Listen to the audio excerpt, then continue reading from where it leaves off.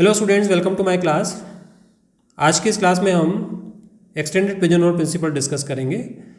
इसके पहले वाली क्लास में हमने सिंपल पिजनहोल प्रिंसिपल डिस्कस किया था और वहाँ हमने देखा था कि सिंपल पिजनहोल प्रिंसिपल तब यूज़ होता है जब number of objects and number of boxes के बीच का डिफरेंस लार्ज नहीं होता है। लेकिन जब number of boxes and number of objects के बीच का डिफरेंस लार्ज हो, usually number of objects more than double the number of boxes हों, देन सिंपल पिजनहोल प्रिंसिपल यूज़ में नहीं आता है। वहाँ पर हमको एक्सटेंडेड पिजनहोल प्रिंसिपल यूज़ करना होता है। तो आज की इस क्लास में हम ये देखेंगे कि एक्सटेंडेड पिजनहोल प्रिंसिपल का यूज़ हम कैसे करते हैं। तो चलिए देखते हैं what is extended pigeonhole principle and what are the applications. This is the extended pigeonhole principle. ये थ्योरम जो है वो एक्सटेंडेड पिजनहोल प्रिंसिपल है। So extended pigeonhole principle says if N objects are placed into n boxes, capital N objects हैं और उनको आपने small n number of boxes में प्लेस किया है, where this number of objects is much larger than the number of boxes. So यहाँ पर usually double होते हैं number of objects. Then there is at least one box containing greatest integer n minus one by n plus one और smallest integer n by n number of objects. So इन दोनों में से कोई भी आप यूज़ करो, रिजल्ट सेम आएगा। सो इसको प्रूव करने के लिए भी हम कॉन्ट्राडिक्शन लेते हैं। सपोज ऐसा कोई बॉक्स नहीं है जिसके अंदर इतने ऑब्जेक्ट्स हैं n minus one by N greatest integer plus one. That means जितने भी बॉक्सेस हैं उनमें सिर्फ इतने ऑब्जेक्ट्स हैं, प्लस वन को हटा दिया हमने, n minus one N. Then total number of objects जो है वो कितने हो जाएंगे। सो यहाँ पर जितने बॉक्स हैं और जितने ऑब्जेक्ट्स हैं उनको मल्टीप्लाई करेंगे हम। So n into this number of, so small n into this number will be the number of objects जो हमने प्लेस किए हैं n बॉक्सेस में। So there are at the most this number of objects have been placed into n boxes. Now using properties of greatest integer function, property ये है greatest integer function की, वो use करके आपने देखा कि this is equal to n minus one. That means at the most n minus one objects जो है वो हमने place किए हैं n boxes में, which is a contradiction to our hypothesis, क्योंकि यहाँ पर capital N number of objects है, तो एक जो ऑब्जेक्ट बचा है वो इन्हीं में से किसी बॉक्स में होना चाहिए। So this is the contradiction. और ये कॉन्ट्राडिक्शन क्यों आया था? Because of this hypothesis. So हमारा हाइपोथेसिस जो है वो रॉन्ग है। That means at least one box contains n minus one by n plus one number of objects. So ये एक्सटेंडेड पिजनहोल प्रिंसिपल है और ये अप्लाई करने के लिए आपको ये वेरीफाई करना पड़ेगा कि नंबर ऑफ ऑब्जेक्ट्स जो है वो जनरली मोर देन डबल होना चाहिए। Show that if 7 colours are use to paint 50 bicycles, then at least 8 bicycles have the same colour. So again यहाँ पर अगर हम देखें तो 7 कलर्स हैं एंड 50 बाइसिकल्स हैं। सो जो भी लार्जर नंबर है वो तो हो गए ऑब्जेक्ट्स और जो भी स्मॉलर नंबर में है वो है बॉक्सेस। सो यहाँ पर 7 बॉक्सेस हैं एंड 50 ऑब्जेक्ट्स है। So you can apply extended pigeonhole principle. So considering this 50 bicycles as objects and 7 colours as boxes, we have to put these 50 objects into 7 boxes. So यहाँ पर number of objects जो है वो more than double है। Therefore there will be at least 50 minus 1 by 7 greatest integer plus 1. That means 8 objects in the same box. That means at least 8 bicycles हैं जिन पर same colour से paint किया है। Next example, इसमें भी आप देखो कि 10 people volunteer for a 3-person committee. Every possible committee of 3 that can be formed from these names is written on a slip of paper. One slip for each possible committee and the slips are put in 10 heads. Show that at least one head contains 12 or more slips of papers.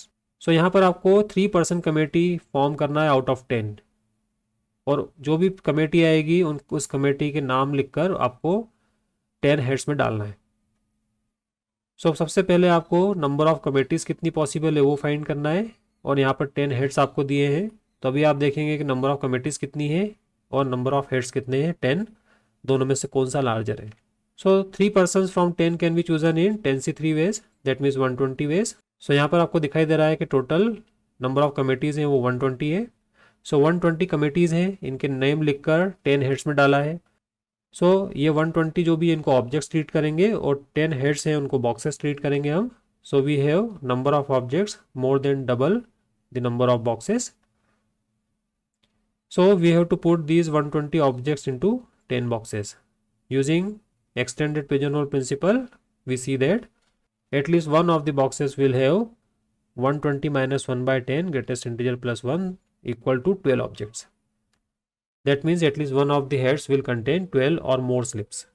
Next example, find the least number of ways to choose 7 integers from 1 to 16 so that all choices have the same sum.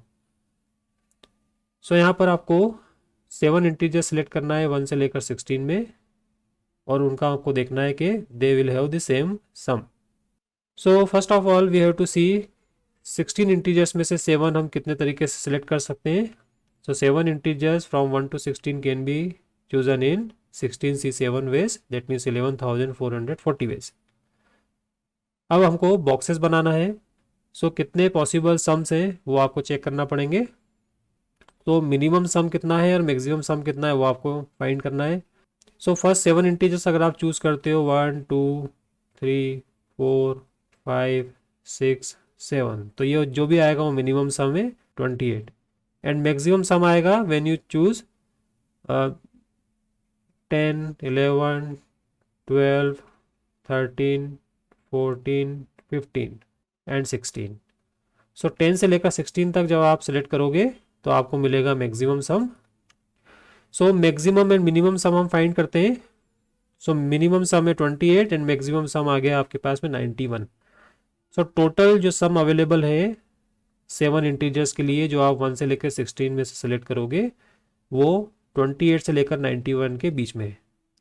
सो आपके पास 28 से लेकर 91 के बीच में जितने भी sums हैं उनको आपने बॉक्सेस ट्रीट किया, एंड ऑब्जेक्ट्स हो गए 11,440. So you have only 91 minus 28 plus 1, that means 64 sums. In 64 sums को आपने एज बॉक्सेस ट्रीट किया है. सो बॉक्सेस यहाँ पर कम है, ऑब्जेक्ट्स यहाँ पर 11,440 है. So using extended pigeonhole principle, at least 11,440 minus 1 by 64 greatest integer plus 1. That means 179 choices have the same sum. So extended pigeonhole principle से आपको ये मालूम पड़ा कि at least 179 choices ऐसी हैं जिनके sum same हो सकते हैं. Next example, a man hiked for 10 hours and covered a total distance of 45 kilometers. It is known that he hiked 6 kilometers in the first hour and only 3 kilometers in the last hour. Show that he must have hiked at least 9 kilometers within a certain period of 2 consecutive hours. So इसमें भी आपको boxes and objects जो है वो identify करना है कि क्या है. तो चलिए देखते हैं बॉक्सेस कितने बनेंगे और ऑब्जेक्ट्स कितने बनेंगे. सो यहाँ पर रिमेनिंग जो डिस्टेंस है वो कितना है 6 + 3 9. 45 में से 9 अगर माइनस कर दिया हमने तो 36 किलोमीटर जो है वो रिमेनिंग डिस्टेंस है. तो चलिए देखते हैं इसमें number of boxes and number of objects कितने हैं. तो सबसे पहले हम कॉन्जिक्यूटिव आवर्स के पीरियड बनाते हैं, कितने होते हैं. सो कॉन्जिक्यूटिव आवर्स जो है वो कैसे हम काउंट करेंगे वो हम ऐसे करेंगे. सो 0 से लेकर 10 में फर्स्ट आवर में उसने 6 किलोमीटर्स कवर किया, एंड 9 to 10 लास्ट वाला जो आवर है उसमें 3 किलोमीटर्स कवर किया. सो टोटल 9 किलोमीटर्स उसने फर्स्ट एंड लास्ट में कवर कर लिया, और बाकी बचा हुआ जो 36 किलोमीटर से वो 1 से लेकर 9 वाले आवर्स में उसने किया है. सो यहाँ से हम कॉन्जिक्यूटिव आवर्स के पीरियड अगर देखें हम 2 कॉन्जिक्यूटिव आवर्स के. सो पहला जो इसके बाद कॉन्जिक्यूटिव आवर्स का पीरियड बनेगा वो बनेगा this is second hour, this is third hour. So यहाँ से अगर आप देखोगे सो सेकेंड से थर्ड आवर ये हो गया 2 आवर्स का कॉन्जिक्यूटिव पीरियड. यहाँ पर सेकेंड आवर चल रहा है बिकॉज फर्स्ट आवर तो यहाँ कंप्लीट हो गया, सेकेंड आवर यहाँ होगा, थर्ड यहाँ पर होगा. सो सेकेंड से थर्ड आवर का जो कॉन्जिक्यूटिव पीरियड है उसको ऐसा लिखा हमने. देन थर्ड से फोर्थ वाला, सॉरी 4 to 5th वाला जो है वो ये वाला है, क्योंकि यहाँ ये फोर्थ और ये फिफ्थ. सो फोर्थ वाला जो आवर है वो यहाँ से स्टार्ट होगा 3 से, और फिफ्थ वाला आवर यहाँ से स्टार्ट होगा. सिमिलरली नेक्स्ट वाला जो आएगा वो 6 to 7 आवर्स आएगा, क्योंकि यहाँ पर 6 है यहाँ पर 7 है. सो ये वाला जो पीरियड है ये 6th and 7th आवर का पीरियड है.